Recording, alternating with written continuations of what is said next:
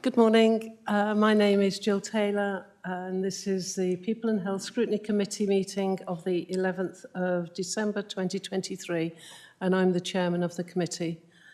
Welcome everybody, and thank you for everyone who's in the room and everybody who's online this morning. Could I have apologies, please, George?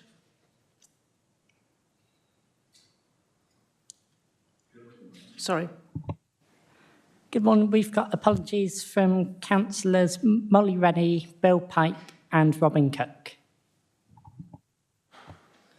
Thank you very much, George. That means that I'm going to have to appoint a vice chair for this one committee meeting. Can I nominate Councillor Ireland, please?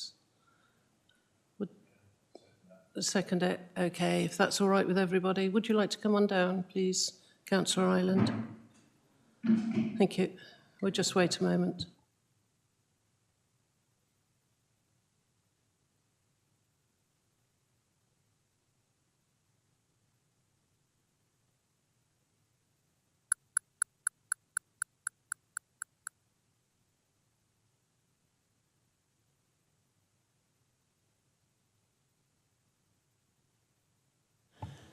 Thank you. Just a quick mention on protocol for this meeting.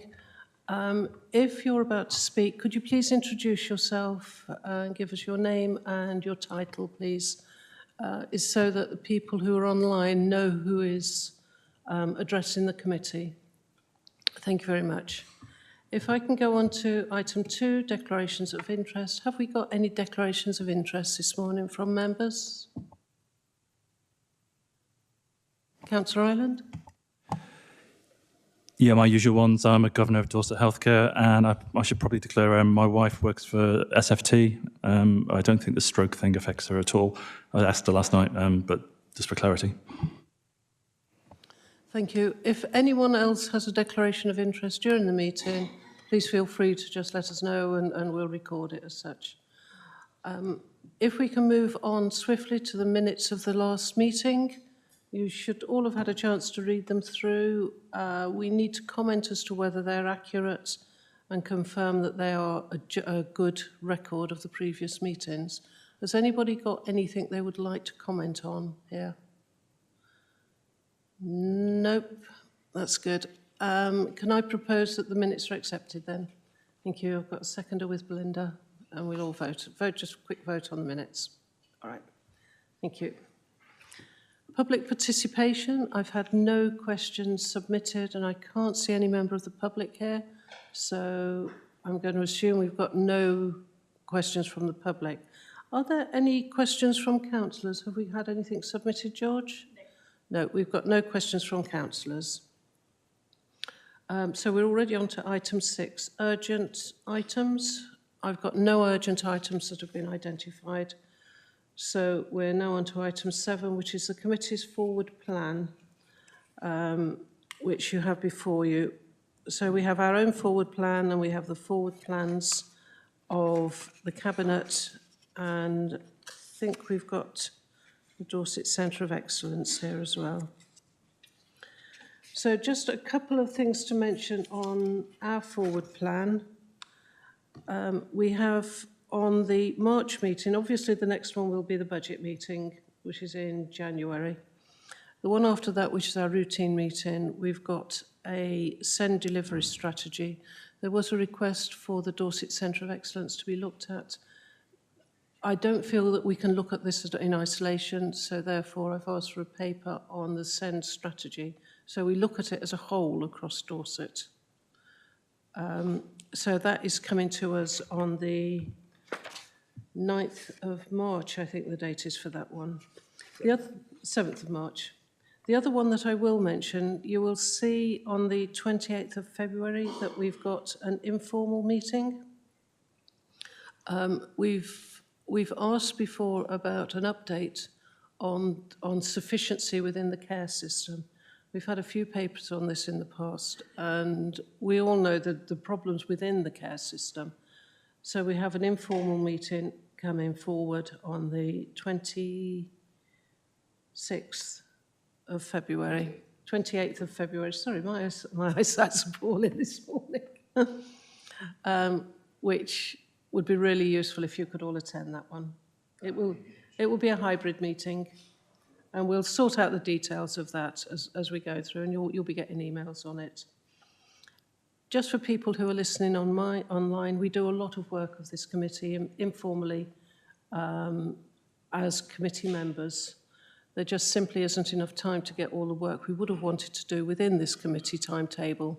So to make sure the work is done, we take items off of line and work in the background, and then we will report back to the main committee on them. The Cabinet Forward Plan, has anybody got anything to comment on that?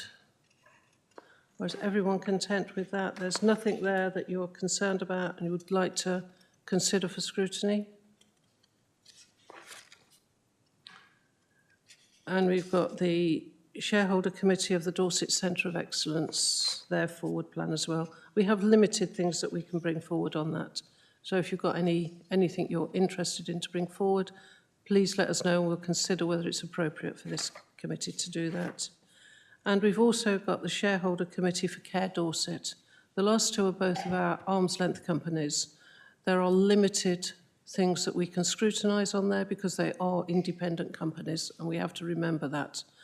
But there are certain things that we can scrutinise. So if there's anything there you're interested in, let me know and we'll have a look at it and we'll take advice.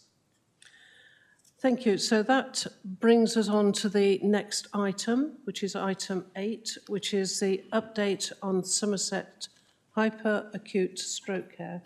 You may remember... Oh, sorry, Jane. Did you want to come in? Yes, just very briefly. Thank you very much, Chairman. Sorry, I know it's quite difficult when you've got people on screen knowing who's speaking.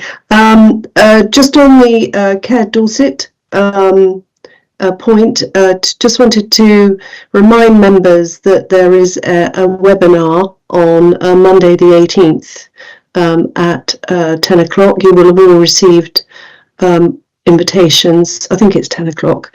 You will have all received invitations, so that's another opportunity for members to come along, hear what's been happening and ask questions. Thank you very much, Jane. We'll get that into our diaries. We'll get an invite from committee services as well, so can I encourage everyone to take part in that? Apparently we've already had an invite, so I've just been told. That will be really useful because it's something that we need to keep an eye on from a scrutiny point of view because of the wider angles from that as well and the way it affects social care across Dorset.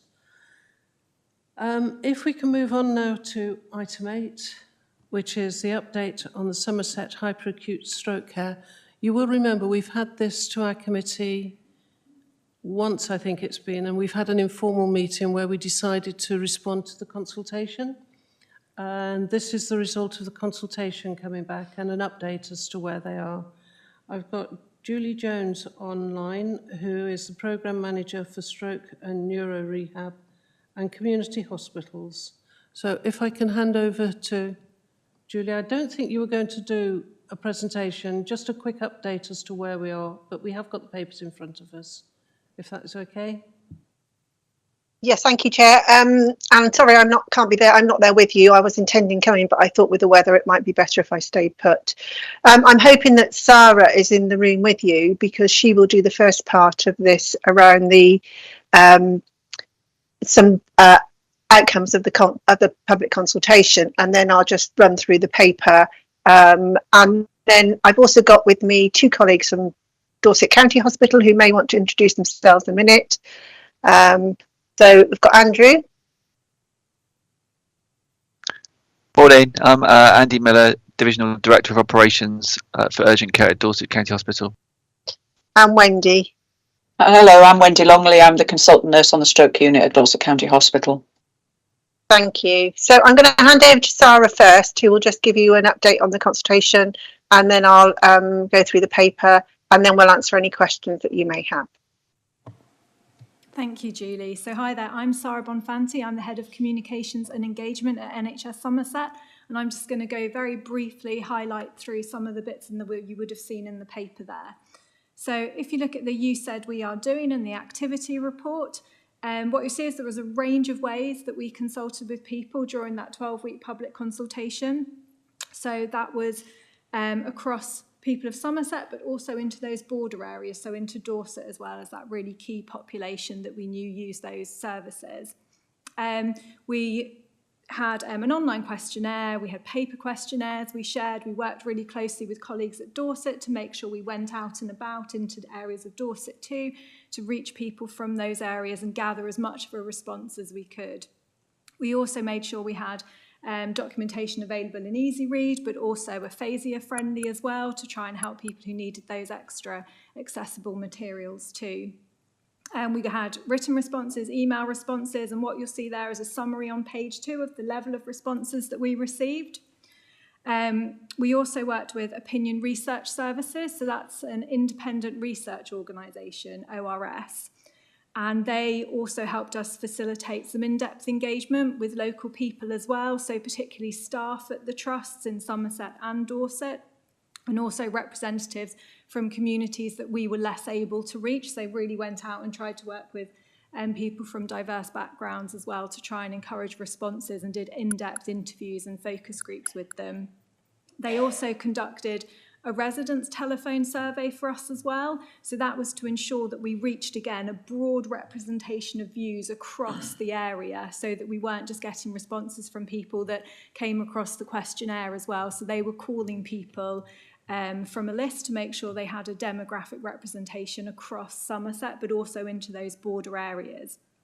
So what they're doing at the moment is ORS are still analysing that feedback for us. So we're going through it and using that to inform our decision-making business case.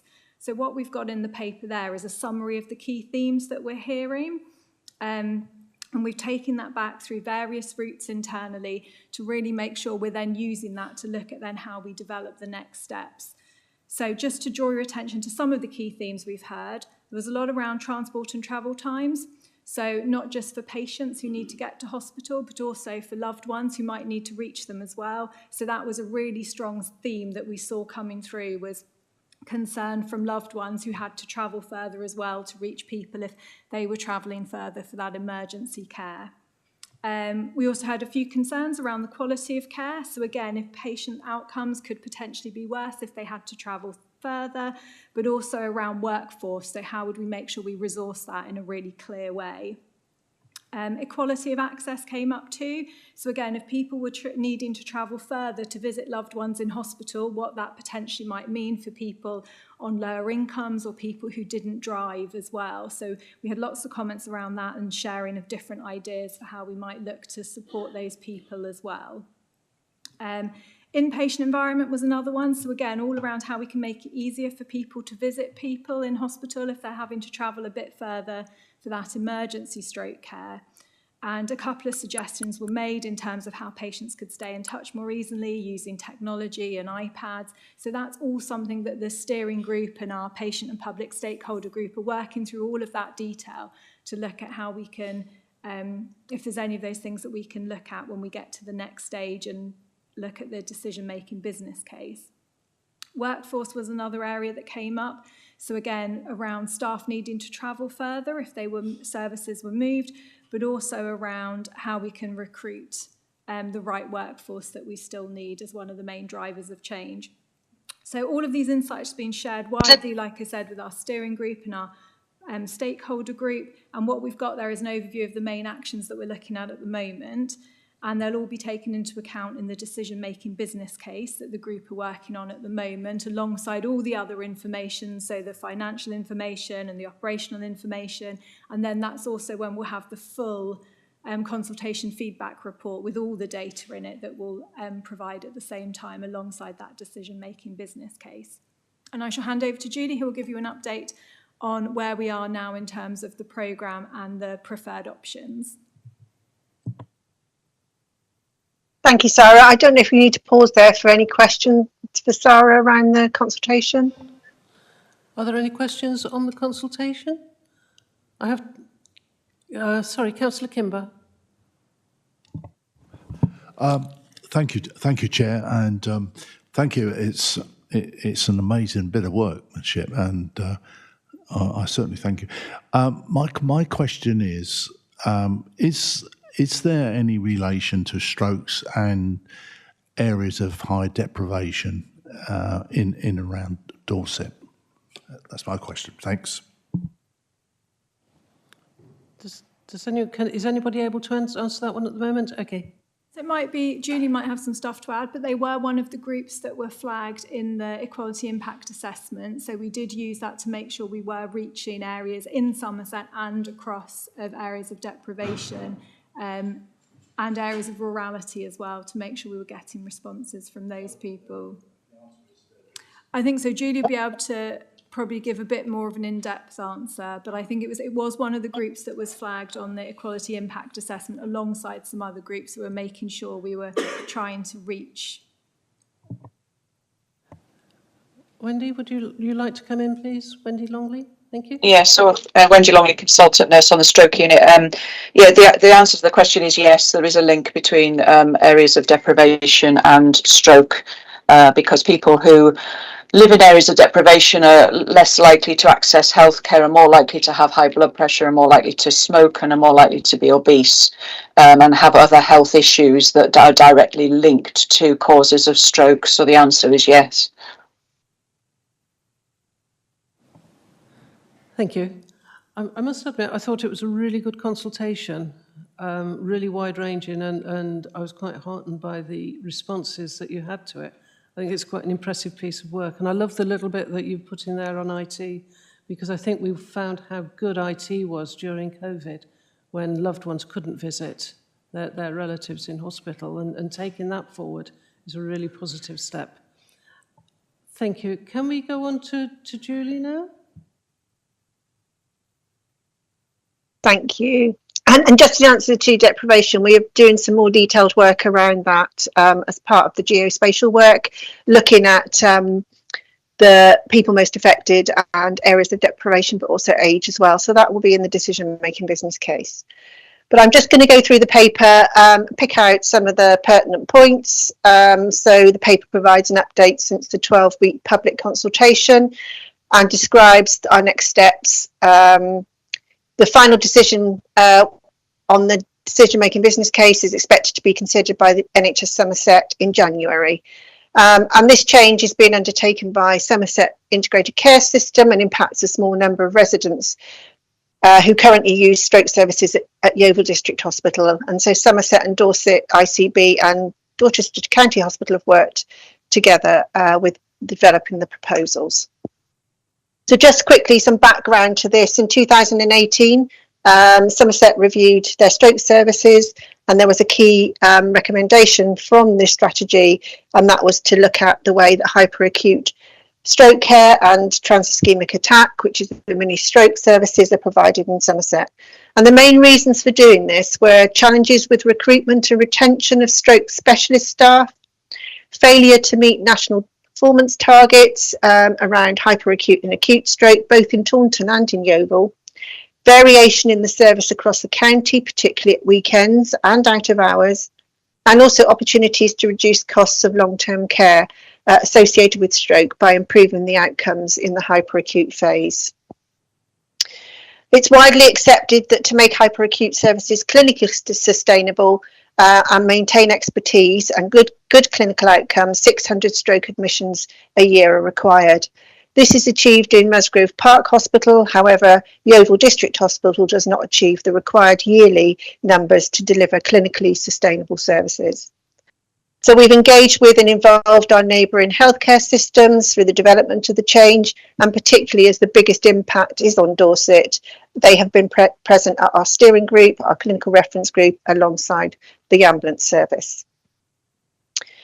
So the process for developing and doing the options appraisal for the pre-consultation business case was the options that we developed for that were done with input from local clinicians, the staff, people with lived experience, community and voluntary sector partners and colleagues from neighbouring healthcare systems. And we started with 9 options, tested them against a set of hurdle criteria using a pass and fail score. We asked a range of experts to review the long list, and we shortlisted down to 6 options. And then the 6 options were reviewed by the stroke steering group and reduced to 4 options based on clinical safety. The final 4 options were assessed by a clinical review panel of the South West Clinical Senate in September 2022. And the panel deemed that there were 2 options with a strong clinical evidence base that could be assured would address the reasons for change. These were the 2 options that went out to public consultation. And then just to remind you of those 2 options, option A was to centralise hyperacute services at Taunton in Somerset and to have an acute stroke unit both at Taunton and at Yeovil. For option B, we would centralise the hyperacute service at Taunton, but we'd also centralise the acute stroke unit beds at Taunton as well, which would mean that Yeovil would not have a stroke service. So since the consultation, as you've heard about earlier, we are doing, as Sarah said, we're looking at the report and also looking at the actions being undertaken. And we've done some more detailed modelling for the 2 options. And since we've done the consultation, two areas really have been identified as not being available at the time of starting the consultation. And these were significant concerns around the role loved ones play in recovery and increased travel times, supporting visiting families with car parking, and concerns also around the current ambulance waiting times and delays in getting treatment. And then the second one was delivering the entirety of option B at Dorchester County Hospital would not be possible and would require significant capital investment and could not be delivered in the 2-year timescale set. So we went through the process of assessing the viability of the 2 options, and this was done using the same process that we used for the original options appraisal. And we used the same hurdle criteria and also the same pass and fail score. And you can find the hurdle criteria on page 7 and 8 of the paper. So information on the financial aspect was not available when we undertook the initial options appraisal. However, on reapplying the hurdle criteria for the viability of the 2 options, we have considered the financial impact of both options. The same range of experts were asked to review the 2 options, and the directors of finance with Somerset ICS, working with their Dorset colleagues, worked together to understand the financial impact. The reapplication of the hurdle criteria to the 2 options demonstrated that option B was no longer viable, with more fails than passes on the deliverability element, the travel times for carers, and workforce sustainability. Support for providing acute stroke care at both Taunton and Yeovil was strongly heard through the consultation feedback to provide local services. And the financial modelling has included a more detailed analysis by Dorchester County Hospital. And you can see in the paper the indicative estimates for the capital money for option B, but also that the solution that was acquired at Dorset County Hospital could not be accommodated because it would need a 38-bedded stroke unit on the Dorchester site, and that those many beds could not be accommodated to deliver option B. Also, the capital money that's required for delivering option B on the Dorchester site is 25% of the Somerset System's capital allocation, and it would mean by investing this money in stroke that they could not invest in other priority areas. There's also the indicative revenue costs at both DCH and at Somerset Foundation Trust in the paper. And so what we're saying is implementation of the bed requirements under option B is not deliverable at Dorset County Hospital and could not be implemented within the 2-year timescale set. So if you put that alongside the strong public voice heard through the public consultation around the adverse impacts on families and carers, if stroke services were completely removed from Yeovil, a recommendation was made to the ICB board, Somerset ICB board, to discount option B and to work with option A as a preferred option. Somerset ICB discounted option B 2 weeks ago and agreed to take option A forward as the preferred option to be modelled in more detail.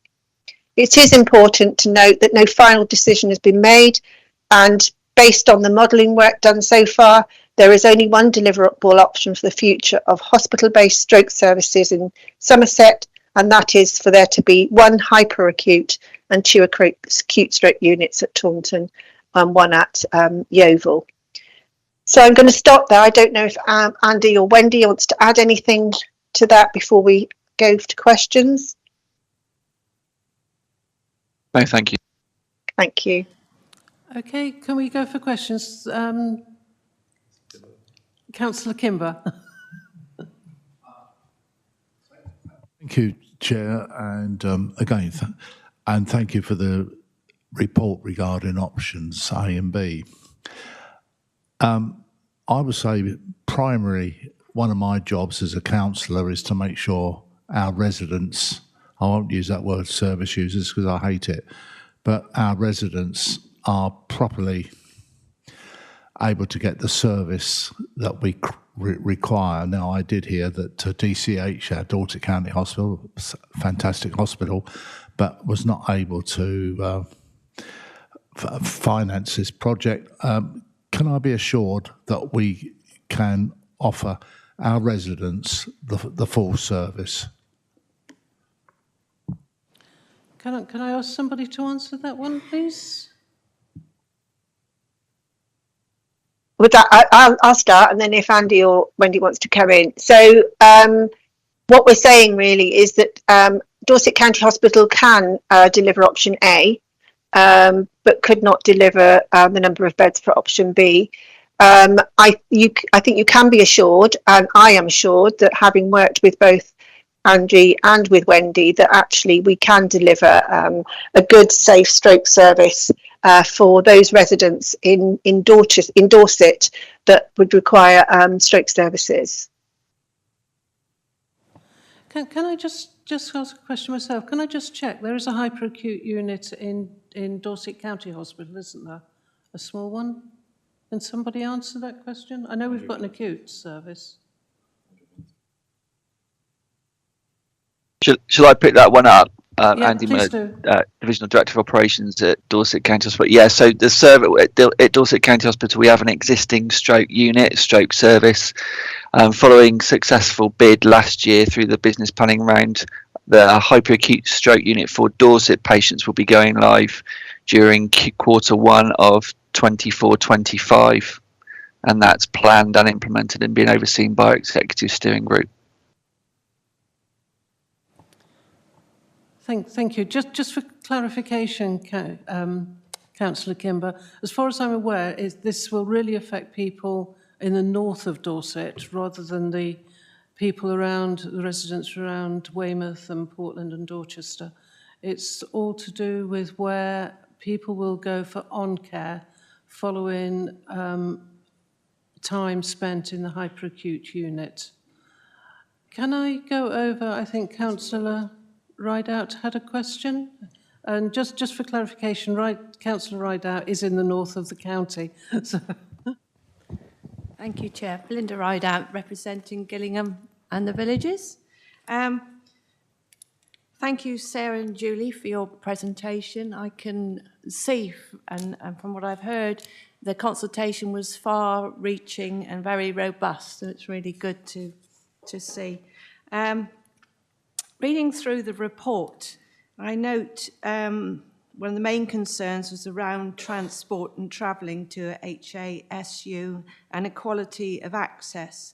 And on page 46, there's talk about suggestions making travel easier for visiting family, helping with car parking costs, having available accommodation nearby.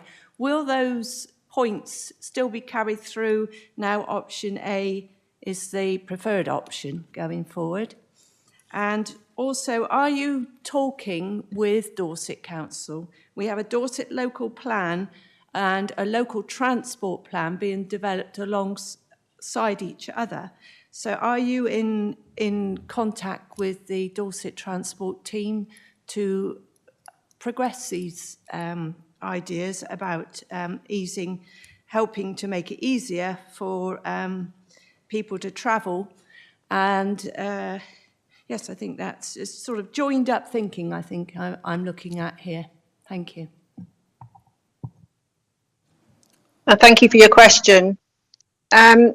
Yes, I think there are already quite a lot of things in place anyway for people for parking. There are concessions for people who are in hospital for a long period of time, and we're also looking at things like often there are, such as in Taunton, there is a League of Friends bungalow where people can stay if their loved ones are unwell. So there are already things in place, and we are re-looking at those. Your second question around talking to Dorset Transport Team, no, we haven't, and that might be something that we should do.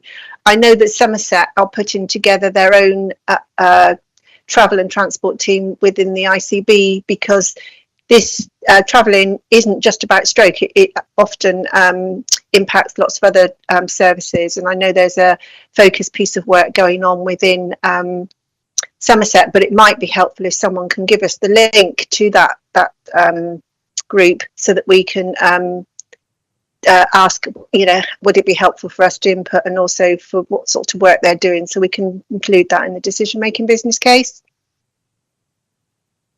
Okay, thank you. That would be great. Okay, thank you. Councillor Orrell, please. Thank you, Chair.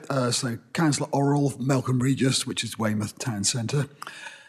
My question is on workforce. I noticed in the preamble that one of the drivers for this change was workforce and not enough workforce, and that the options A and B, option B would only require a single stroke unit. So one would assume that 2 stroke units would require more staff. However, I noticed from the consultation replies that you had that the option for B had a worse impact on workforce. So I'm guessing that means that some of the staff, nurses, technicians at Yeovil wouldn't be willing to transfer to Taunton, and therefore would kind of redeploy themselves onto other wards.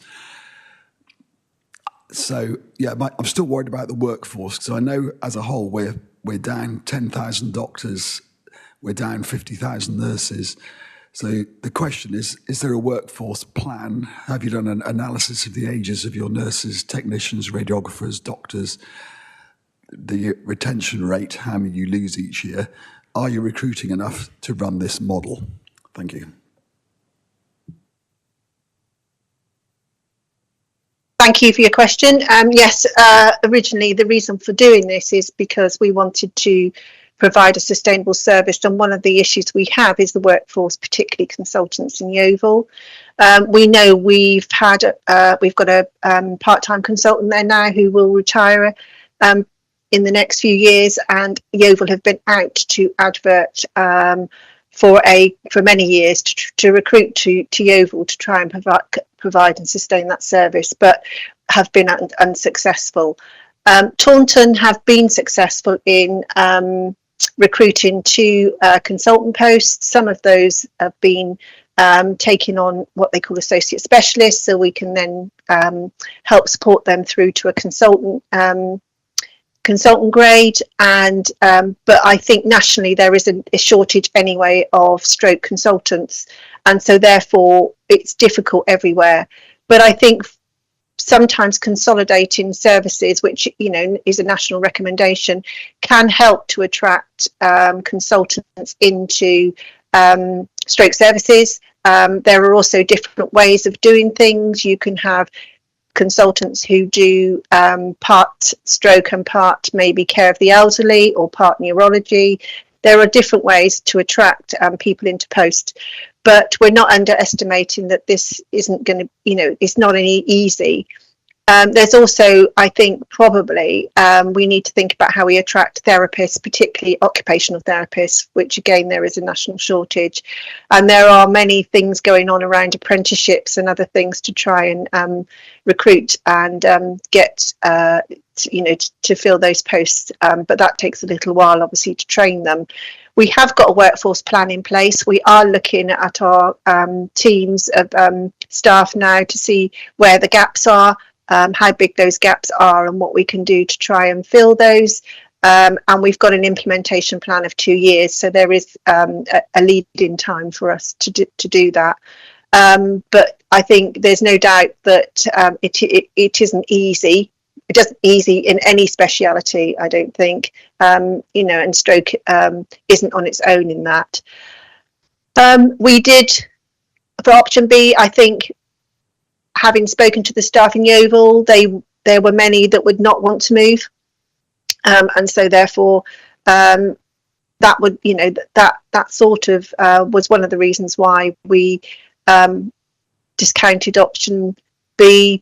But of course, what they will do is either stay in Yeovil and do something else, or they may actually look to go and work elsewhere. And of course, Dorchester isn't that far from Yeovil, and so therefore they may choose to go to Dorchester. I don't know if Wendy or Andrew wants to come in there at all about their own recruitment.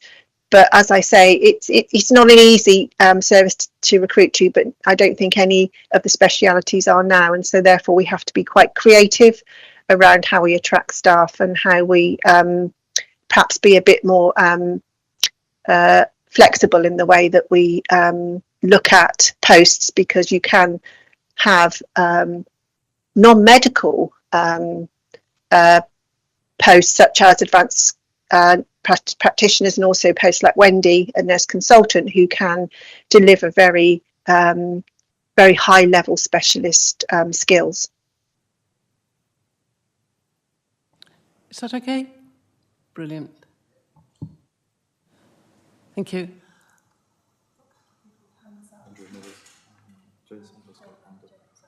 Okay. Andrew, did you want to come in? I'm just going to add to your point, Julie, around the difficulty in recruiting staff, but just to reassure that there is already a workforce model in place that embraces different roles and different opportunities, that also requires training. So there's a significant lead-in time for some of that training that's well underway at Dorset County Hospital. We'd recently appointed a stroke consultant due to personal circumstances for that individual. That recruitment's been put on hold for a few months, but we understand that person's coming back to visit Dorset, so remain optimistic. And we have recruited a specialist grade doctor in the last few months, and continue to promote those opportunities within our existing medical workforce. We also wrapped around other skill set, as Julie has outlined, particularly with our ED consultants, on the basis that all stroke patients will present into ED for their initial emergency care treatment. And also colleagues that provide weekend and overnight support through our wider medical workforce. So we and executives at Dorset County Hospital are assured that we have the resource that we're working towards to be able to cope with the number of patients that Julie has outlined. Thank you. I believe Councillor Somper's hand was up and has gone down. Did you want to speak at all? Yes, thank you. Sorry, just having a bit of Wi-Fi difficulty here. I just wanted to make a point, actually. So there's been, and it's really around prevention, actually, which I think is essential. I'm sorry, I'm just going to try and plug these in. It might help. Excuse me, I fiddle with the technology. Can you hear me? Yes. Super. Okay. Thank you. Yes. I mean, I think it's a really key component to prevent in the first place. We talk about this in all areas really around prevention and early intervention. And a paper has come to the Joint Public Health Board and also the Health and Wellbeing Board around the assessments that are commissioned for health checks that can target those who are identified as vulnerable or as potential for stroke and other things indeed. And they've done quite well, but I think what the report really identifies, there are gaps where they need to improve, and I know that public health are going to be seeking to improve that. That's obviously commissioned by them, and that's carried out by GP practices. So they are sending out letters to identified residents, inviting them in for a health check and an assessment. So lots of those have gone out, but certainly more need to go out. But I think it's a real area of focus, and there's a link. So it's not really a question, but it's a sort of obvious link to me. If we prevent those who then may have sadly a stroke, that's obviously going to go a long way to help improving the services through the link. You know, all these things are linked, and it's joining up all those dots. So it's an area of concern that I've was alerted to by the numbers, which were very variable across the county. So I know that that's going to be improved on, and public health will be carrying that work out along with the GPs. So I just wanted to point that out. Thank you. Thank you, Jane. Absolutely right on prevention. If we can prevent, it's far better than taking people forward through the stroke unit. But are there any other questions on this paper at the moment? Okay, that is brilliant. We've got a recommendation before us that we're asked to note the update and to review the findings of the public consultation. So I think we've done that, and I think as a committee we're now content with this. My suggestion would be that could we just ask for a written update following the board committee decision, which I believe is on the 25th of January, because although we finished, I think, with our work here, I think we would all be interested in the final decision on this. Would that be all right? Yeah, that's absolutely fine. We'll do that for you. Thank you. Okay, that's brilliant. And can I just thank you all for attending this morning? I think you've done a really good job on this consultation and the work that you've done in the past on this. Because we started off with a long list of about 5 or 6 options on this, and to have whittled them down to one that seems to be right seems to tick all the boxes that we need to tick. So can I just thank you for the work that you've done on this, and thank you for coming today to present to us, and wish you a happy Christmas. And with that, if we can move on to the next paper that we have. You're very welcome to stay, but I understand that you're all busy, so you're also very welcome to leave. Thank you. Thank you, and thank you for having us. Thank you. If we can move on to the next paper, which is Young People's Mental Health Services, Your Mind, Your Say. And we've got a presentation this morning by Elaine Hurl. I asked for the presentation to be forwarded to all councillors at the end of last week, so I believe you've had a copy of the presentation, but Elaine is going to introduce herself and talk through this paper. We're also, today, we have Louise, and I can't remember your surname, from Health Watch, who will also be taking part in the presentation, because Health Watch have also done a piece of work on young people's mental health. So if I can hand over to Elaine. Thank you. Good morning, and thank you for the invite to share this piece of work with you. My name's Elaine Hurl. I'm Head of Children, Young People, LD Autism and All Age Mental Health at NHS Dorset. I'm the project lead for this, and Teresa Levy is the SRO. Your Mind, Your Say, we started it in 2020. A very good year at the beginning and a rubbish year later, as you'll all recall. We did view seeking in 2020. We started in January. We did around 54 different events all across Dorset and BCP, met lots of young people, lots of people who've used services, lots of people who work in services. Our intention was to look at children and young people's mental health services because colleagues, people who've used services, young people themselves, were saying that the way young people's services are now, that was in 2020, weren't fit for the purpose. The emerging need was really different to the way services were set up. And so we did this piece of work, we started it. We finished in March, and then we were locked down, weren't we? So we paused, obviously. And in 2022, in September, we did a bit of recap view seeking. We principally approached families who'd had a really awful time accessing mental health services. We did that deliberately because I think we felt that if we were able to change things and improve things for people who had a really rough time, then some of the other people who needed our services who are a bit less complex would probably have an easier time of it. So we did that work, and Healthwatch, so Louise is going to come in just a tick, also did some view-seeking work that really focused on young people whose voices are not often heard. So would you like to come in there? Thanks, Elaine. Hello, I'm Louise Bate. I'm the manager at Healthwatch Dorset. So Healthwatch is a small organisation. We help people independently kind of raise their voice about health and social care services, and we use all that feedback to try and improve local services.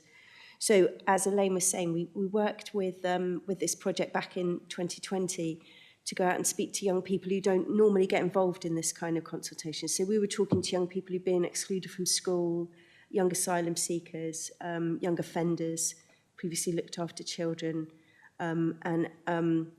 at that time, we had to cut our engagement short because of COVID lockdown, unfortunately. When this project was picked up again in 2022, we wanted to go and speak to those young people again and find out, well, what's changed in the meantime, and are the things that they were telling us in early 2020 the same? So the young people we spoke to, we've produced a report which is on our website, which I'll share with Jill afterwards so everyone can see it.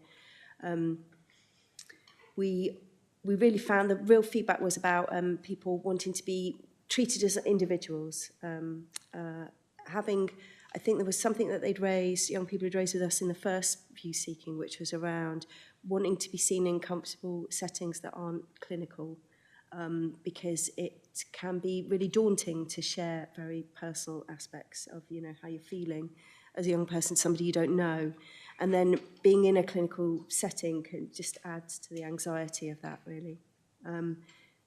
Young people wanted better continuity of care. They wanted follow-up. They wanted, I thought there was a really good suggestion in some of the young people made this time, which is around wanting some activities to do while having face-to-face therapy, because it can be quite daunting to kind of look at somebody that you don't know and talk to them about your issues.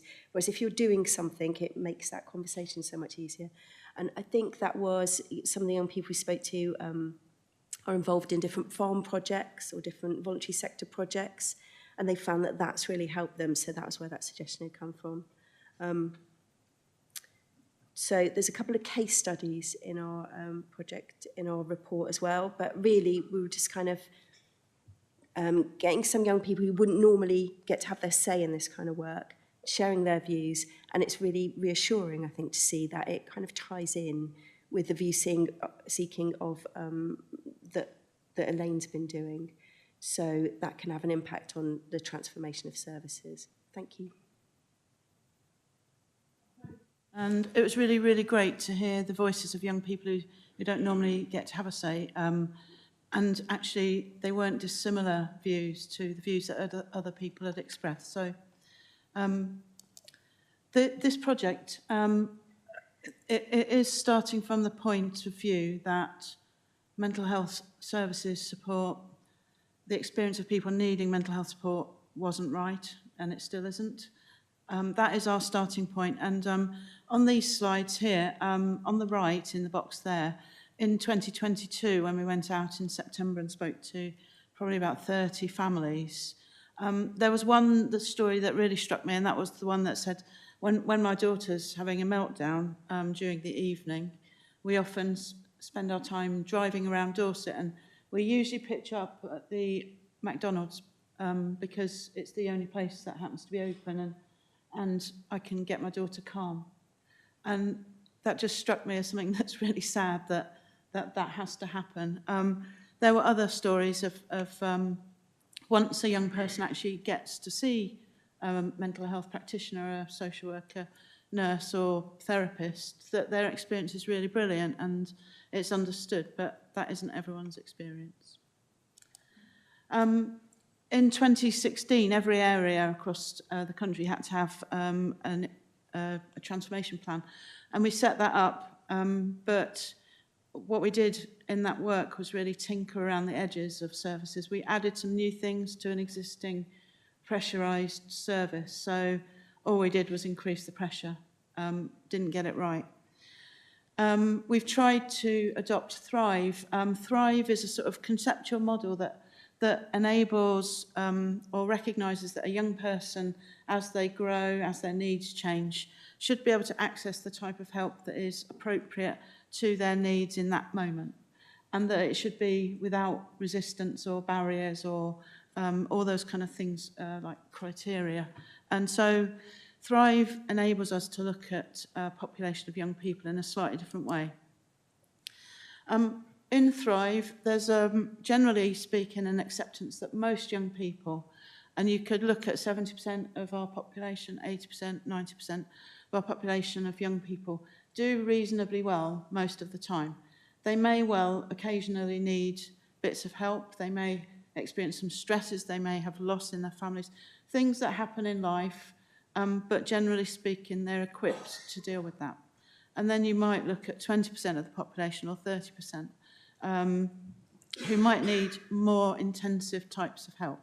That could be talking therapies. It could be, as Louise said, a sport activity whilst talking through an issue with someone. It could be that they need proper NHS type treatment because they've got a psychotic type illness. So we've got such different ranges of needs across the system, but a system that doesn't really enable the right type of support always. I've put these slides in for your information, and I'm hoping you'll be able to read for them, but you can see that across Dorset and BCP, there are lots of different things that we already have in place. So we're not starting from a position of zero, but there's still an awful lot of work to be done, hence this project. I'm whisking through those because you can read them at your leisure, and I'm happy to take questions as well. During 2020, these were the type of themes that were coming through, not just from families, but from people who work with young people. And we felt that most often services, they all need to be able to deal with trauma, and that we as service providers, leaders, shouldn't do anything that adds to that experience of trauma. So hence do no harm.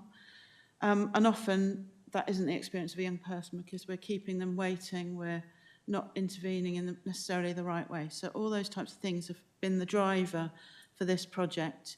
There is a societal thing where actually we need to build resilient communities, individuals, and that's a different kind of conversation. That isn't just a health issue, but that is a system and society issue that we probably need to just factor into our thinking.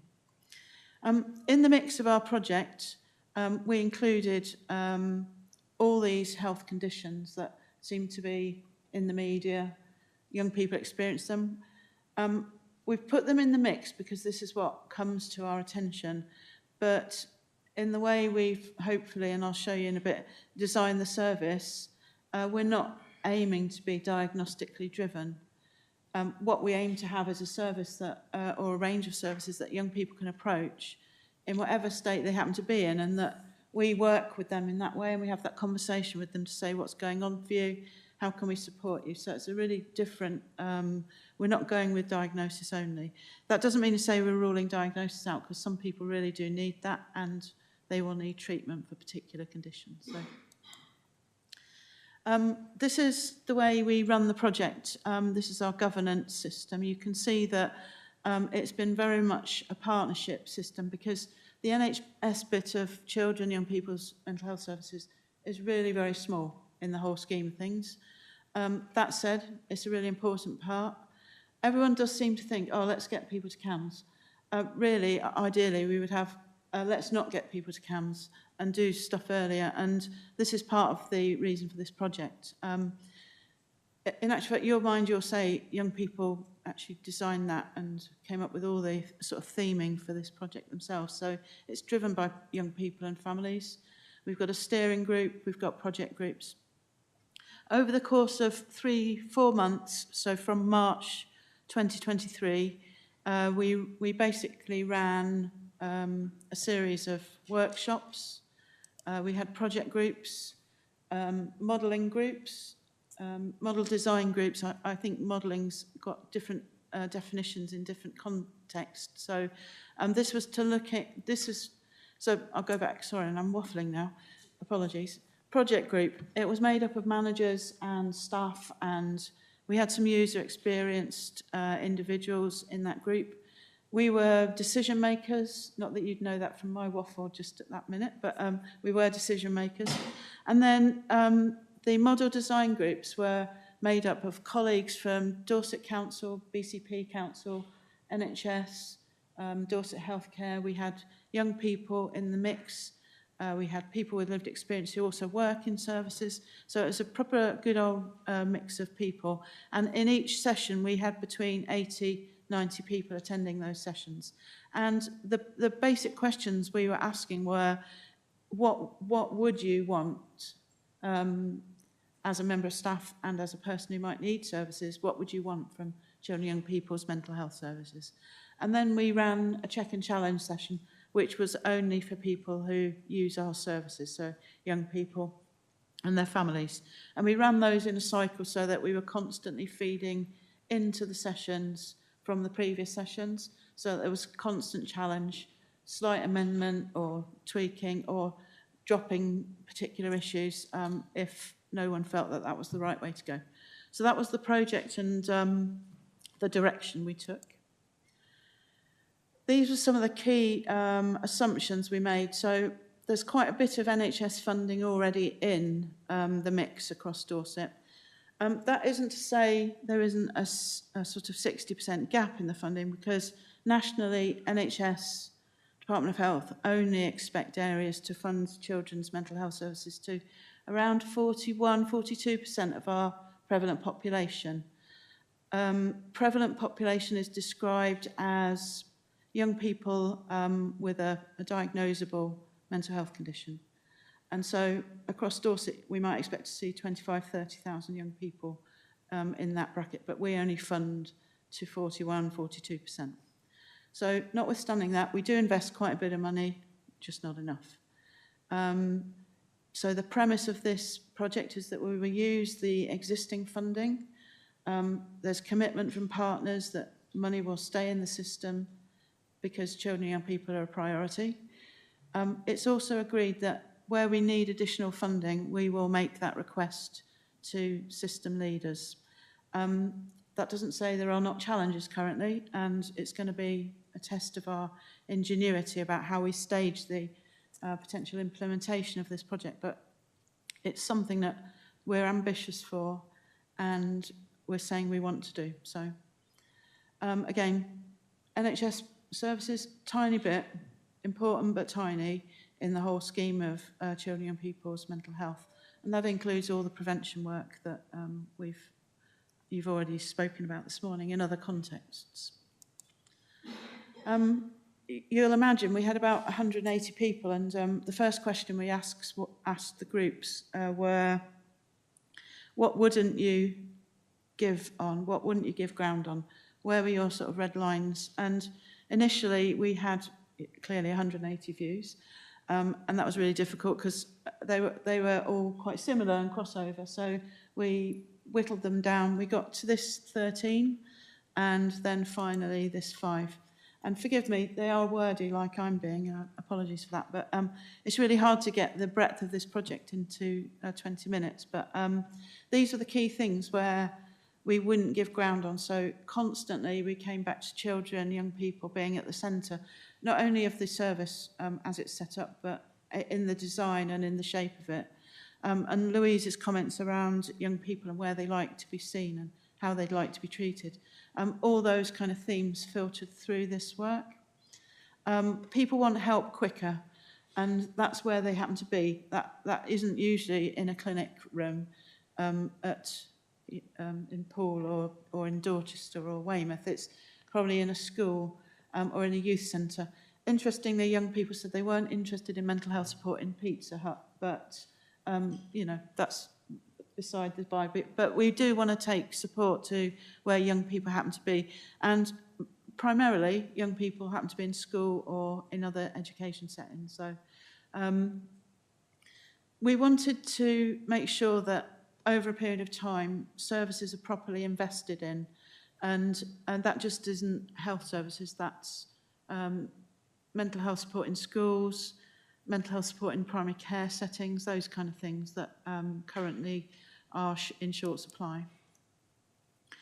The principles we took were straw man. We had ideas, we discussed, we clarified, we refined, we agreed. And it is really heartening to know that actually we started in March. We started with a really good attendance in all the groups. The attendance grew over the 4 months of session. So, and we kept that really consistent. And we want to keep the people who've been involved in the model design work in the future bits of work that go alongside it. I'm going to whisk through this one because you will have had a chance to read it. But initially we were looking at sort of, you'll know the sort of lingo around hub and spoke. We moved on a bit from that because young people and people who work with young people are a bit more creative than that, actually. But three of the key things are that we want integration, we want co-location, we want properly funded partnerships between the NHS, between local authority partners and services, and with the voluntary sector. And the voluntary sector get the short end of the stick usually because they come to us and ask for money, and they have to do that every year. And we want them to be part of our solution, not a sort of add-on, which isn't going to enable them to plan in terms of their future involvement with us. So we want to get that right. This was where we did get creative, and we asked all the groups to come up with a drawing that basically sort of summed up the service. And we had various iterations. We had a lighthouse, we had the RNLI type model, we had a zoo, we had theme parks. And so this slide's busy, but it kind of summarises the ethos of a good theme park. You've got lots of entry points. You can buy your tickets in lots of different places, so you can come in. There's always good signposting at that very front entry. There's always good maps to show you around the sort of park. There's always someone who you could get to take you from one part of the park to another. When you get there, you might have a bit overweight, but you're entertained and kept happy whilst waiting. These are all the kind of things that creatively came out of the young people and the adults. And it was really about the accessibility, the welcome, the fact that whilst you're waiting, there are other things going on that can really support you whilst waiting. And then at your exit point, you're most welcome to come back, or you'll go away and not come back. And that's a level of choice that currently people don't have. If they're closed to a service, they then have to go back round via their GP. People using services, people who are working them, don't think that that's really the way to go. So we took these ideas, and I just wanted to share that, and I am going to go quick because the chair's going to chivvy me on in a minute. In lots of the system conversations currently, we've got siloed services set up, all with their own thresholds, all with their own organisational sort of structure, all with their own teams that sometimes don't work together neatly. And this is where we want to end up, where we've got services that are very much co-located in localities, in family hubs, in schools, and without thresholds. So you haven't got those kind of constant conversations about you're not quite ill enough yet to come into our services. Children's mental health services, we've run this project separately to adults, partly because the adult transformation was quite a long way ahead, but there are obvious overlaps around transitions and young people. CAMS in the NHS world will be up to the age of 25, so that will change the transition time. There still will be one at 25, no doubt, but hopefully with earlier help, we have fewer young people needing to get to transition at 25. And this is the adult world of mental health services. So on the left, again, siloed teams working quite separately. In this new model, and it's starting to be implemented now, much more early help, access quickly to more specialist help when needed, and through discussion with the person, not through services telling that young person or that adult what it is we think they need. And that was one of the key themes, actually. We quite often set ourselves up as knowing everything about everything, and we plan the treatment before we've even had a conversation often with the family. And one of the really key things about this project is that everyone believes that we should be saying to a family, come in, tell us what's going on for you. Tell us how we can help you. Tell us what expertise you have and what you understand of your situation. And let's see, so it's much more dialogical and family orientated. I've included this because in CAMS, and I am talking about specifically CAMS, 60% of, nearly 70% of the referrals to CAMS are for young people who are neurodivergent. And it's often the case that we'll say, for example, well, it seems like your anxiety is related to your autism. And to that young person, that just seems bonkers. And so I've just included this slide because we're working currently on the all-age neurodiversity review. And again, we're at more or less the same stage in terms of shaping up a business case. And we're thinking probably that the two will overlap because it doesn't make sense not to, if that makes sense to you. I'm going to whisk through these. It's just these slides, these 3 slides, really just saying that we've got ambitious plan. We've got it already started to be thought about in an operational way. And we're marching ahead a little bit with colleagues in Dorset Council, mainly because the readiness for working together, for co-location, for shaping up of family hubs through your front door and through the localities work, it makes an awful lot of sense. But the interdependent and moving parts makes this complex. So it's ambitious, but it's complex. And so we were going to have to plan quite well how we take the next stages forward.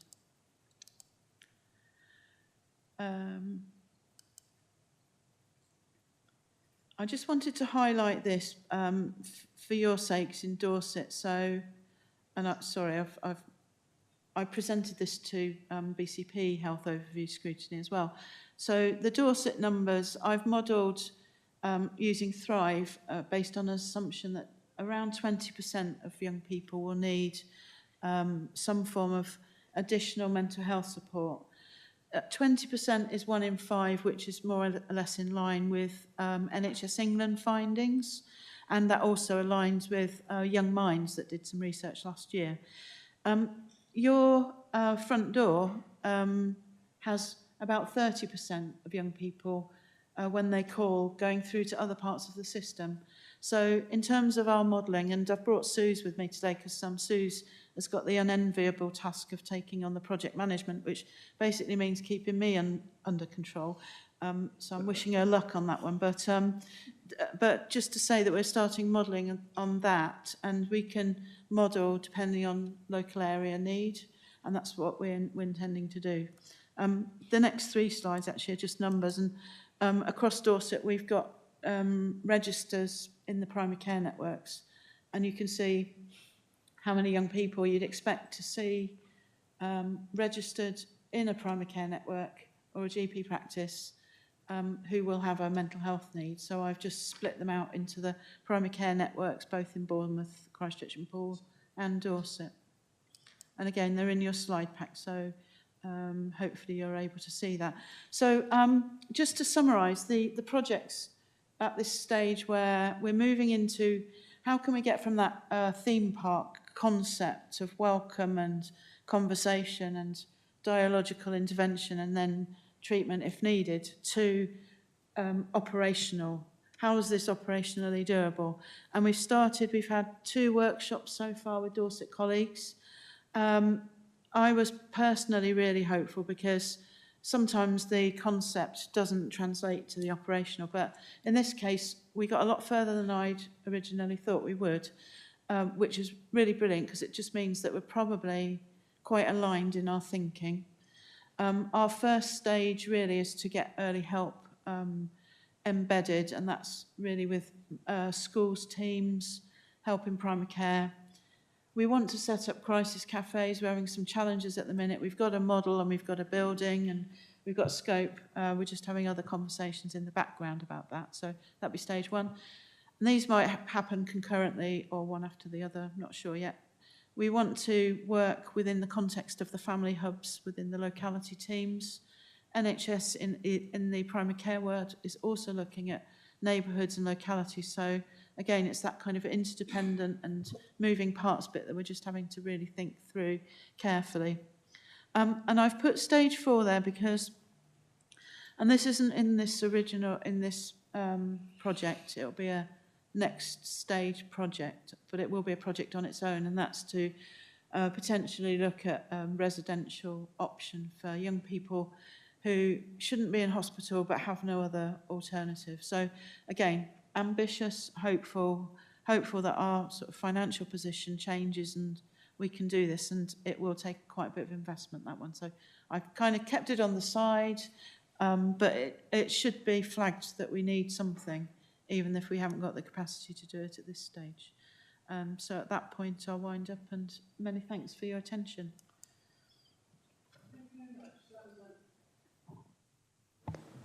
Thank you very much. That was an absolutely fascinating presentation. I'm sure you'll agree with us. The scope of what you're trying to do, I think, is brilliant, and the aspirations that you have are excellent. Mental health, including children's mental health, has so long not had the attention it deserves for whatever reason. And I think it's high time we had a really ambitious project like this across Dorset that hopefully will come to fruition. I keep an eye on all the metrics, and I've seen the metrics on children's mental health and access into the services, and they have concerned me for a long, long time, as they have a lot of people, and certainly going through COVID and coming out of COVID and the effect that that had on children. So if we can go for questions. Councillor Orrell, please, first. Thank you, Chair. So Councillor Orrell, Malcolm Regis. 2 observations, 2 questions. The observations are, it was really great to see that you've done some actual health needs analysis on the penultimate slide of the pack, seeing that you've looked at the different areas and noticed that it's different. Because I've seen previous mental health reviews where they've just done crude populations and assumed all parts of Dorset were the same and then allocated workers accordingly, which meant that some parts of Dorset had a 1-week wait for mental health input, whereas more deprived areas had a 5-month wait. So you presumably avoid that by doing some proper analysis and work out where people are. So that's wonderful. That's my first observation. Well done.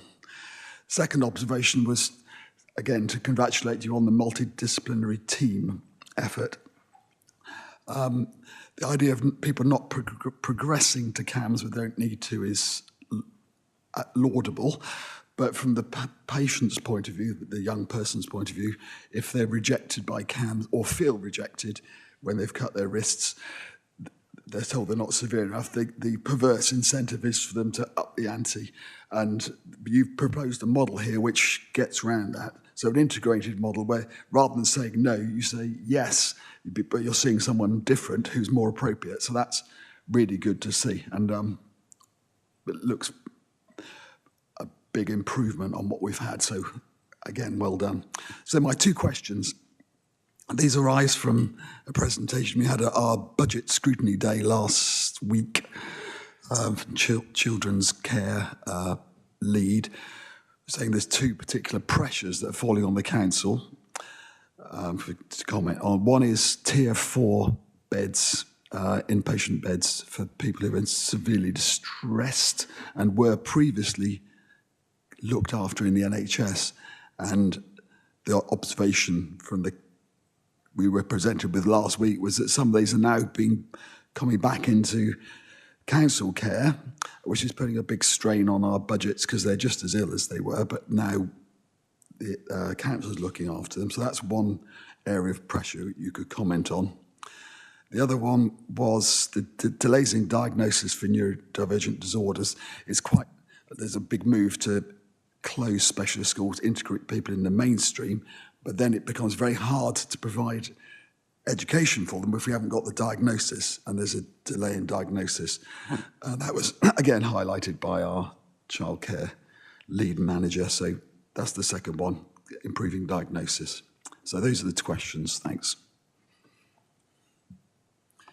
Go back over to you, please, Elaine. And I've also got Teresa is online and would like to speak. Thank you. Thank you. So thank you very much for the compliments. Really appreciated. Yes versus no. It's always a winner, really, isn't it? Opens up different avenues. The neurodivergent thing is absolutely right, and that's why I highlighted it in the presentation, because that review is progressed to the point of business case, as is this one. And so I think we're at that stage where we look at the two together rather than split it out, and that will solve some of those challenges. The Tier 4 is a real challenge. NHS England have just completed a review of beds, and they've done that in a co-produced way. And we're just waiting for the outcome of that. But that is also why I put that need for a different option than hospital, because hospital isn't the right place. There are really rubbish outcomes for young people who end up in hospital of whatever type. And so that isn't the right setting. But again, it's not right that our local authority colleagues are put in that position of having to care for and support people who need a different type of intervention. That's why I did put stage 4 in there cheekily. I don't think we'll get there at this stage, but we are going to push for it, and I believe there is real support for it across the system generally. In theory, I think fundamentally it'll take investment though. Yeah. Thank you. Thank you. Can I ask Vivian to come in? Because, sorry, Teresa, I'm just having a brain block today. Teresa, are you in a position to comment on this from our council's point of view? Because yes, I think absolutely. It so much integrates with what we need to be doing, what we are doing. It would be good to have an update from you. Yep, absolutely. Happy to do that, Chair. And as my colleague Elaine outlined at the beginning, I'm the SRO for this project, and that's not just kind of because we're doing it in co-design, but really to give a very clear statement that we are absolutely looking at doing this in an integrated fashion. I'm incredibly grateful to Elaine and to all of the colleagues who have been part of this true co-production. It's probably the most effective and wide-ranging piece of work that I think we've ever been able to do around this area of work. The ongoing challenges that we will face are around the level of backlog, frankly, not a nice word around when we're talking about people and their needs, but the fundamental truth is we have a very significant waiting list in neurodiversity pathway diagnosis and assessment, and we also have some very significant need which has been unmet for some time, as Elaine has outlined, and therefore we're seeing that kind of consequence really in our shared system. And again, as Elaine has already made very clear, this does require investment and it requires action now. The message I was making, thank you, Councillor Orwell, about Tier 4 in the budget setting was that 60% of Tier 4 beds in our region are no longer available. I don't disagree with Elaine that for most of our children, hospital admission is not a desired outcome, but that funding has to have been needs to be recycled into a different way of working together in the community. And Elaine and I vociferously agree on that, so that's good news for everybody. But the reality is we need to be able to operate at pace to establish bespoke arrangements for these young people in the community, which are often no cheaper than a hospital bed, as we'll all understand, because you still have to be able to provide often 24/7 risk and need support. So it's a complex piece, really good development, really good engagement with all of our schools. And what we want to see is much more of that earlier help in our schools and our communities. But at the same time, we need to keep a very close eye on those young people with really complex needs, because they have, as we all understand, some of the worst life outcomes if we don't get it right for them too. Thank you, Chair. Is that okay, Councillor Orwell? I think Councillor Kimber, you've got a comment to make as well. Thank you. Thank you very much, Councillor Paul Kimber, Portland, and I was very pleased to hear you mentioned earlier on that you're working also with asylum seekers. I am naturally now, because I've got about 400 extra people that have arrived in my ward, and the stories I get from them are absolutely eye-watering and devastating. I know I was talking to someone that just come out of war zone, and he was telling me how much he's thankful for this country for taking him in. My question centres around, and I'm asking this question because a little bit of experience is everybody needs to access your services, and sometimes I meet people that just won't go that extra mile and access your services. Do you find is it difficult to try and get people to come and access your services at times, and are you reaching people as well? Thank you, Chair. Thank you for the question. So yes, not everyone wants to come to services, and I think that is part of the reason why in the model design, certainly for children and young people, we want to take help into places where young people are, and that the conversations are part of their school world, and rather than it be something that you have to go to specifically and be, in a way, highlighted because you're going there. Young people don't want to be stigmatised just like the rest of us. And so I think we want the service to be much more inclusive. And we want to be able to offer that support to any young person and their family that needs it. It might not need an NHS intervention, but that young person or their family might just need a bit of direction around other things that they can do to improve well-being. So it'll be multifaceted the way people approach us. So, and there should be an element of outreach, shouldn't there? Yeah, thank you. Thank you.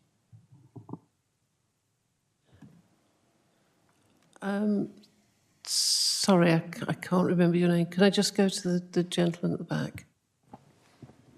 Hello, it's Paul Dempsey, Corporate Director for Care and Protection in Children's Services, and just wanted to add to some of what Elaine's saying about working in partnership with the council, developing our locality Families First Pathfinder model, where we'll be looking to co-locate some of the mental health services alongside our social work teams and our youth practitioner teams in our locality-based services. We already have some models of provision where therapeutic staff, psychologists are working with adolescents in our harbour model, where we have a sort of no appointment assessments where young people in that harbour provision get to work with a psychologist without having to go in a clinical setting at a particular day, because our psychologist is working in the building, hanging around with young people, able to do activities, as Elaine was saying, talk things through, and the young person doesn't feel like they're in a clinical setting being assessed. So we're very much looking to work in partnership at delivering services like that in localities where young people are, including our family hubs, which we're aiming to develop right across all the localities in Dorset. So very much working together and supporting that approach.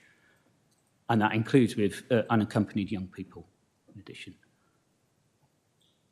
Thank you. That's really useful. If I can go, I think it was Councillor Rideout wanted to come in. Thank you, Chairman. Belinda Rideout, Gillingham Ward. This is a great piece of work, absolutely fantastic. I had a very unfortunate encounter with mental health quite a few years ago now, and putting family first and family as the centre, I think, is so important. It's great. And I can see that partnership working is key to this going forward. You mentioned about family hubs.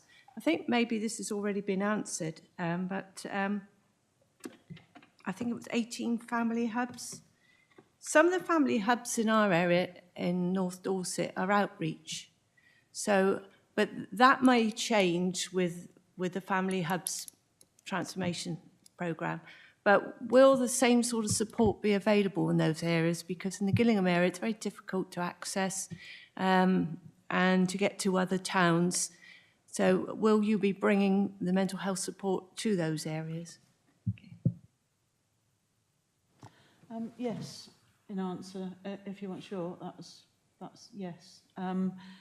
How we do that, I think Councillor Orwell already sort of raised the fact that we've looked at where need is across the county and where population is and what the types of issues are. So I think we've got lots of different things going for us at the minute. Lots of stars aligning in many ways, because I think readiness for shared, co-located, joined up work, we're probably in that really good place in Dorset to do.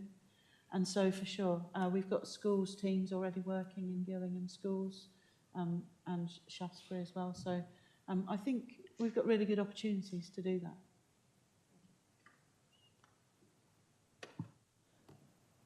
Okay, Councillor Quayle would like to come in as well. Thank you, Chair. Just responding to Councillor Ridout's point about the family hub model, the exact family hub model it hasn't been determined yet in the north, but clearly what has been discussed is it raises the point you mentioned, how difficult it is to get around to those towns or villages in the north. It's a hybrid approach for children's services, and then clearly we'll be working with health colleagues to find how we can get that hybrid model out to places like Gillingham, etc., so that people can access that service. Thank you. Can I ask what's the sort of timescale on this project? Because I haven't seen that within the paper, and it all sounds brilliant, but when is it all going to happen? So this is where Suze needs to block her ears. So I deliberately, because I'm getting on, and I figured this project, I'd like to finish it before I retire. That meant seeing it actually from beginning to, boots on the ground doing the work. And colleagues also around my same age have been having these conversations around children and young people's mental health for lots of years, and we were all getting a bit fed up with that. So we deliberately set a project timeline that was really, really tight. Probably undoable, if I'm really honest, but I wanted to keep the pressure on. So the 4 sessions, the 4 months worth of model design work, we kept the pace up constantly. This next stage, if I'm really, really honest, I would still like to do it before I retire. And I've set a deadline for March to have a really good draft of a business case. I think realistically that will probably slip a bit, but I don't really want to take the pressure off. I don't know if Teresa agrees as the SRO that we can put a bit of slippage time in there, but I think realistically, just because there are lots and lots of finer details around how we get from that concept to that actually operationally doable. And so I think we might just need a tad longer. So I'm hoping for a really good draft end of March, probably a bit more refinement into April.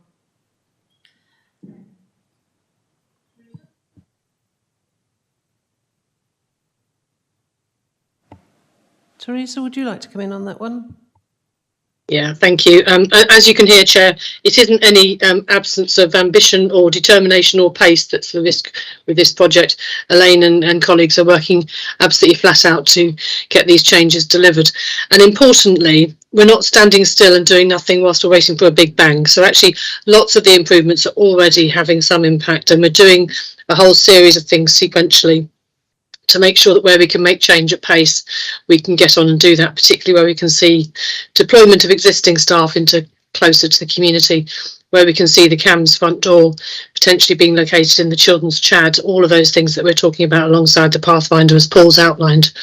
However, there are those very big chunky issues about how we move money around the system to make sure that we can resource those young people with really complex needs, which are going to take a bit longer.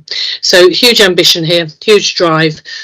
So we are certainly saying we want to see conclusion by next year, and you should be expecting to see a kind of seasonal, every quarter, every term, some further improvement into that. So I would say halfway through next year would be a really good time to check in and check on progress.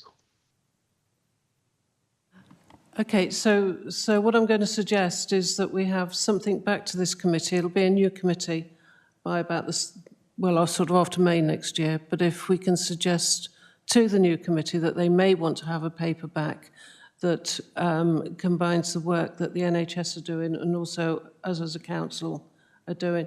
It always concerns me when there's two groups working on something that there shouldn't be any gaps between. And that's you know, sort of from a scrutiny point of view where I would be looking. I am really optimistic and content that there don't appear to be any gaps. There appears to be some really good partnership working within this. But I think if we can suggest to the committee next year that they have something back during the summer, probably for their first meeting, whatever the new chair would like to do. So if we can put that forward as a recommendation, I think that would be acceptable to all the committee. Nobody's not saying anything. So I think it's a brilliant project, and thank you everyone who's come and talked about it today. I really wish you well in the future with it. It's something that's so long overdue. Having seen the metrics on young people's mental health over the years, we've really got to get this one nailed and do something really proactive. And it's really, really useful having Health Watch involved in it at an early stage and contributing to it. So can I thank you all for coming today, and you're very welcome to stay for the rest of the meeting, but I understand that people have got other priorities, so thank you very much for coming. If we can move on now to the next agenda item, which is the Corporate Complaints Team Annual Report, and this is for 22-23. So basically it's up until April this year. So it's their annual report that we're looking at. So it's stuff from the previous years. If I can go over for a presentation on it to Anthony Bygrave, isn't it? Thank you.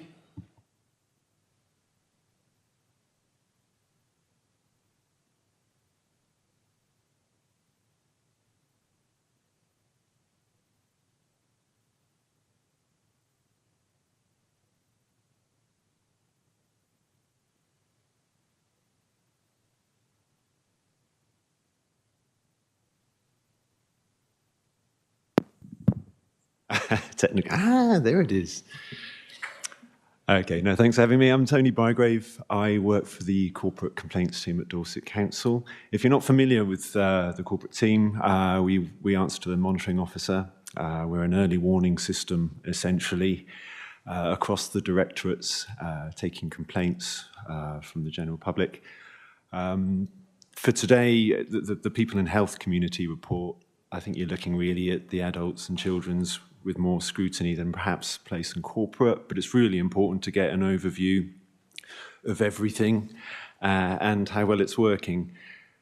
The instinct is to see a load of red blobs on a report and assume there's a problem. So I'm here primarily to tell you that the RAG system is necessary, but not necessarily anything to be too concerned about. The numbers have gone up year on year. It's a 31% increase across the board on the previous year. More ominously, it's 166% since Dorset Council started, which is an astronomical figure. But I'm here to try and convince you that this is actually a really good thing. It's really important that we actually get a cross-section of feedback, positive and negative. If there's a suspicion that something's failing, isn't it good? Wouldn't you rather know? My concern would be if you had a really low number of formal complaints and no learnings. I think councillors and members should be really assured that there's a fit-for-purpose team, triaging independently. We refer to ourselves as a critical friend. Service managers may have a very strong view opposite, but we do ask those difficult questions. We mediate towards an outcome. The people that write to us want an outcome. They may want an opportunity for us to learn, but ultimately, more often than not, they'll want an outcome to their complaint, and they'll want it in a dignified, civilised way, and where possible, a timely way. So you'll notice on the report that the timescales is perhaps something we can improve upon. It certainly has improved on a couple of years ago, but it would be great to turn everything around within 20 working days. The fact that 21% are overdue might be a concern. I think it's better that it's overdue and right and fit for purpose than it is for it to trump everything else that we're trying to do. The key thing on here is, despite that massive increase since Dorset Council began, the role of the Ombudsman is more vital than it's ever been, and very, very welcome. Dorset Council have a fantastic relationship with the Ombudsman. Of nearly 2,000 complaints, they've only upheld 26. Of that 26, 17 were in and around an area that we do have some focus on, which is SEN and provision, which is a national issue, as I'm sure you're all aware. So I think we should feel really good that if we can get SEN and the communication around that right as early as possible, what we've actually got here is a really fantastic report of complaints being dealt with in a really timely way where possible, but more importantly, a robust way, which the Ombudsman are finding that they can support. A lot of the complaints that are reaching the Ombudsman, they're finding that they don't really need to look at because the job has been done sufficiently in the first place. And the assurances that they need, we're actually delivering for them. And that's very much the idea. You should also be heartened, not only that I'm going to be quite brief, but you should also be heartened that there's a proportionate increase in learnings across the board as well. It looks like a number on a report, but it is an encouraging trend that there's more and more value coming through from the complaints that are coming in. We're closing the loop more often with managers. We attend locality meetings a lot more regularly than we were able to do during COVID. There is a real sense in the complaints team that there's an open culture of learning, a transparency and honesty in telling the truth and telling it early to the general public. And despite the increase in the numbers, I think it's good that we're up for the challenge and we can demonstrate what we've learned from the feedback and to do that early. As I say, I think it's very much an early warning system, and any council that doesn't invite complaints is a fool. I can take any questions. Thank you very much for the presentation. Have we got any questions? I've got one question. The lessons learned from previous years, are they ever revisited? Are you aware of, just to make sure that the changes have been embedded and they haven't just been done short term and then forgotten about? No, thank you, Chair. It's a really fantastic and timely question. It's always been my concern. There's a lot of changes in personnel. Certainly, the Dorset County Council, as it was, no longer exists, and it makes you wonder, do we lose the value? So we are feeding in quarterly meetings with the quality assurance managers to make sure that those lessons are learned. We're revisiting LGO findings and making sure that they stick, in essence.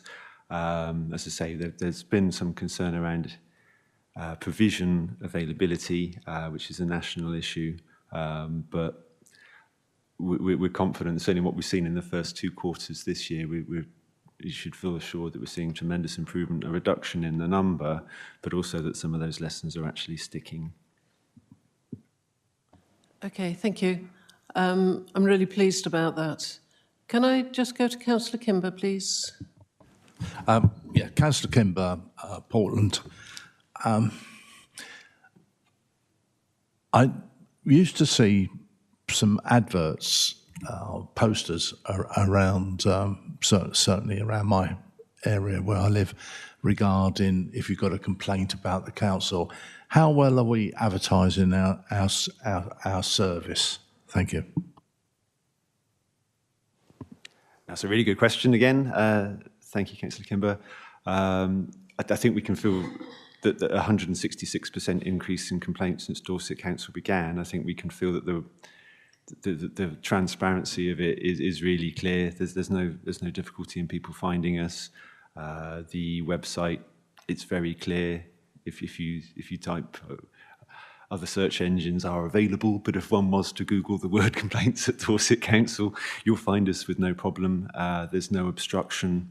And certainly for children's services in particular, we've made it really clear to young people, children in care, that it's completely cool to complain to us because we're aware that we don't get a tremendous amount. I appeared quite recently at the Corporate Parenting Board just to flag how low the number of complaints coming in from young people are at the moment, and really came away with an assurance that it's because there's a tremendous amount of work and energy going in. So perhaps we're not giving quite the ammunition to want to complain because we're demonstrating a job well done in the first place. So I'm sitting here feeling a lot better than I did a year ago, despite the big increase in the numbers. Okay, thank you very much for that. Are there any more questions on this paper? I have to say, I think it's a really good paper, and it's interesting. The numbers have increased such a lot, but the ones that have been upheld have been reduced. I think it's an indictment almost on society these days that we are becoming a lot better at complaining, but that's as it is. We've been asked to note this paper and take anything forward that we're interested in. I think it's probably sufficient just to note it today. And thank you very much for attending. I can't see any dissent among the councillors. So we'll just note this paper, and thank you very much for all the work you've done, and it's a very good paper. Thank you. You're very welcome to stay. You're also very welcome to go if you've got other things that are more pressing. Thank you. If we can go on to the next paper, I'm not sure. Have we got Laura Beddoes online at all? We've not. Okay. The next paper we've got is Prevent and Channel, which is another annual review that we do that has to come to scrutiny. I think what I'll do is if I hand it over to Andy initially to talk through the paper, and also for Ian to come in as well and comment on it. Thank you. Thank you, Chair. Yeah, I'll just give a very brief introduction before I hand over to Ian, who will go through the report. As members of the committee will know, local authorities are legally required to undertake work to help prevent people from being drawn into terrorism. Several specific requirements in relation to that, in terms of the Prevent agenda and channel panels. And we, as you mentioned, Chair, we bring a report to this committee every year just to ensure and due diligence around making sure that the council is meeting its duties in relation to that work area. I would say that there's lots of activity that goes on amongst partners in relation to counter-terrorism and preventing and lots of different areas of work. I think the function today is to ensure that actually the things that we're legally required to do under the Prevent and Channel agendas we are doing. So I'll hand over to Ian, Chair, just to be able to go through the detail. Yeah, thank you, Andy. And good morning, everybody. So my name's Ian Grant, and I work in the community safety team here with Andy at Dorset Council, and have a particular role around leading the council's compliance around Prevent. So as Andy's already mentioned, we have some statutory responsibilities around Prevent, but not only Prevent, but also Channel Panel, which I'll come on to. And Prevent is part of the government's wider counter-terrorism strategy, which is Contest. So it sits alongside Pursue, Protect and Prepare. And what I wanted to do before I come on to some of the compliance is just really touch upon some of the legislative changes that we've had this year. So earlier in the year, February time, there was an independent review into Prevent, which was released, and that was released by William Shawcross, and it's a number of different recommendations in terms of how Prevent could be improved across the country.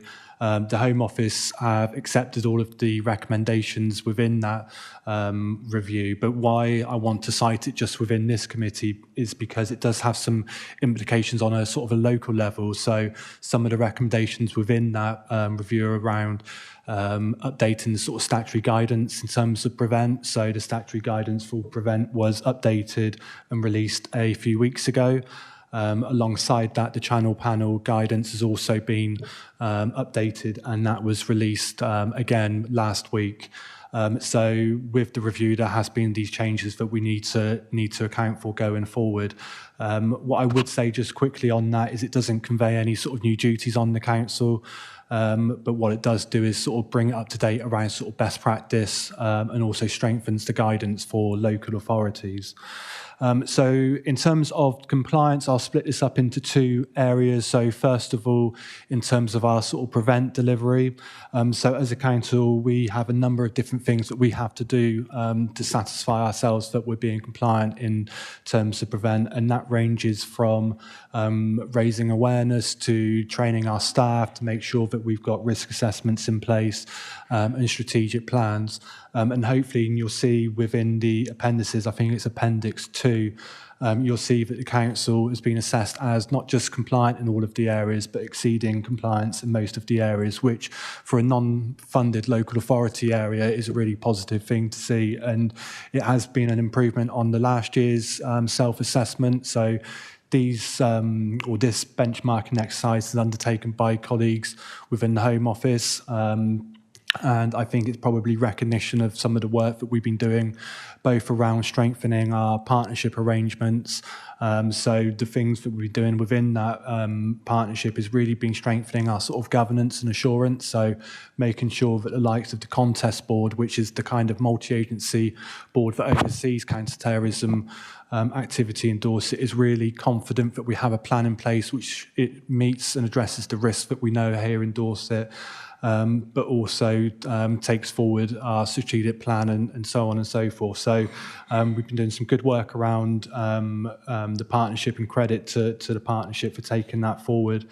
And secondly, again, and this touches upon a conversation we last had here at Scrutiny, was around sort of community engagement. So the partnership has really been proactive in developing our response to sort of communications and our community engagement work, particularly for our younger generation. So earlier this year, we ran a series of activities across the county, including our colleagues in the BCP area, just raising awareness of prevent, not just to professionals, but also to parents, to teachers, to students, and so on and so forth. So again, some good work that's come out of the partnership, and that was again supported by not just the Home Office, but colleagues within the Department of Education as well. So in terms of prevent, like I said, we're compliant, but exceeding compliance, which is positive. In terms of channel panel, and for those who don't know, channel panels are essentially multi-agency partnerships that come together to support those people who have been identified as being at risk of radicalisation. And over the last sort of 12, 18 months, some real effort's been made to embed the new channel arrangements. I think the last time we came to committee, there was some statutory guidance that had just been released. And the last year, we've really tried to embed those channel arrangements into Dorset. So credit to Paula Goulding, who's the channel chair, and Julia Ingram, who is the vice chair, who meet with partners monthly, even when they don't have channel panel cases, just to, again, share best practice to keep that momentum going. And making sure that channel panel is operating effectively. And again, I think it's Appendix 1, you'll see through our annual assurance statement for channel we're compliant. There's clearly some work in both in prevent and channel that's ongoing and just kind of core business, but hopefully I can reassure that the scrutiny today that we're compliant in that area as well. So that's kind of it for me in terms of an update around compliance. I'm happy to take any questions from members here. Thank you. It's a really interesting paper, and a lot of it just demonstrates how safe we are in Dorset, by the number of referrals, which are very exceedingly low, that are coming into Channel. Have we got any questions from members, please? Councillor Ireland. Yeah, thank you for the excellent report. The Home Office feedback has 3 recommendations to you. I'm assuming you're going to implement them. The report doesn't say so. Can you confirm that? Yes, of course. Yeah, we will be implementing those recommendations. Okay, and the only other question I'd got along similar lines was that there's no timescales on those or on the amber ones that you've got from the channel duty paper, which was, yeah, the channel annual assurance statement. You haven't got any timescales on the amber ones from that either. So I was just wondering what you were envisaging on that. Yeah, forgive me. I think in the channel panel recommendations, it probably hasn't come out in the actual report, but we've given it a 3-month timescale, and it's around the sort of data protection arrangements and making sure we've got a data protection sharing agreement in place. So we've given that a 3-month timescale. I wasn't sure when the 3 months started from. That was all. Sorry, so that would have been at the time of reporting. So we're yeah, into the first month now. So within the next couple of months, hopefully we should have that in place. Thank you very much. Are there any other questions around this paper? Okay, thank you. I think it is a paper, once again, that we've considered and we've noted. And I'd like to thank you for all the work that you do on this. It's very quietly done in the background on this council, but it's a very important part of the work that the council does. And it's also a part that not many people are aware of. You'll have seen in your set of documents that we've got the members, I can't think what they called it, the members briefing paper for it. The handbook for elected members.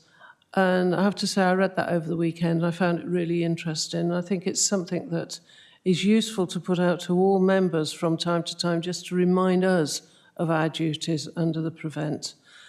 It's interesting how it's aligned with a lot of the safeguarding stuff that we do, but it doesn't actually twig in people's mind that it is virtually the same as safeguarding and the reporting systems that are in place for it. So I'm sure all members will have had a copy of this. I've got nodding from the back. So I think we've probably got no actions as a result of this at the moment, but going into the new council next year, there will be a lot of training to do with Prevent that comes in with the safeguarding and everything else that we do. Because we are the eyes and ears of our communities. We hear things out there that we may want to be able to refer in. So with that, I think we will just note this paper and thank you very much for the work that you've done on it. And look forward to seeing you next year and hopefully not in the meantime. That's the end of the committee. I don't think we've got any other items on our agenda. We've got no exempt business. So if I can call an end to this committee meeting, thank you all for coming. And I hope you have a very happy Christmas. And I do apologise because I forgot to bring the mince pies, which I should have done today. So thank you very much, everybody, and goodbye.